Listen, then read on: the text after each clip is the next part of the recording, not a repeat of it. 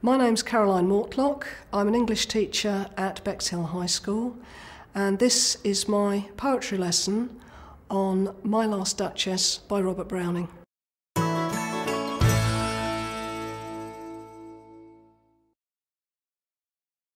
want you now to take yourselves back a few hundred years.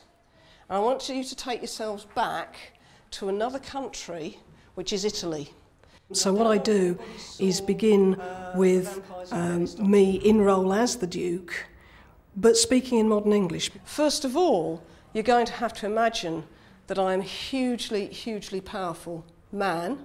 I'm a Duke. I have a title that I've held for 900 years. I'm very powerful. Where I started with this was seeing that the original poem was a barrier to understanding, and so I then decided that I would need to write a script that dealt with some of those barriers, was faithful to the original, but made it really clear, and then there'd be a text that the students could directly get engaged with. On the wall here, there she is. She looks just like she's alive. It's a really brilliant painting. I hired a painter, Friar Pandolf, to do it, fresh onto the wet plaster. So he only had a day to work, and it's amazing, this painting. Okay, so you're going to imagine yourselves now as his young Duchess. Imagine, while he's doing all of this, while he's pulling back this curtain and talking to this visitor, imagine she's able, from beyond the grave, to hear what he's saying. I'm going to ask you to write down what you think she might be thinking. The teacher's role, once that initial performance has been delivered, is to facilitate, to move from group to group, to check on understanding, to assist. And the way that the tasks are structured means that that's relatively easy to do. Is it saying that he's already getting another wife? Yeah.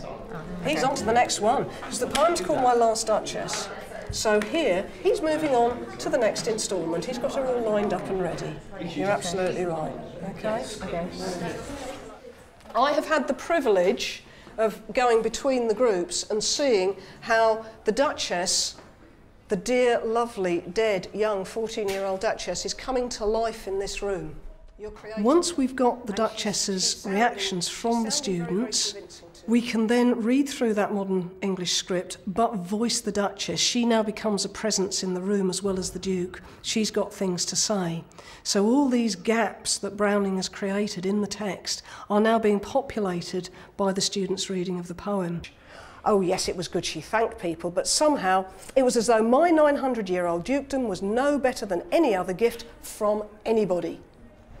You always thought you could buy me, but that was never the case. You used me, is that all I was good for? I am not just another one of your trophies.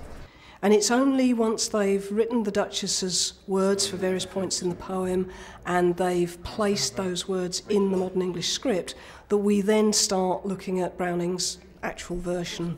So they go to it, and then what their task is, they have to find where these things that we've given the Duchess to say fit in the poem. So they have to recognise phrases and then place their words in the right place. All and each would draw from her alike the approving speech or blush at least. Aaron? All she wanted was a simple life. That's it.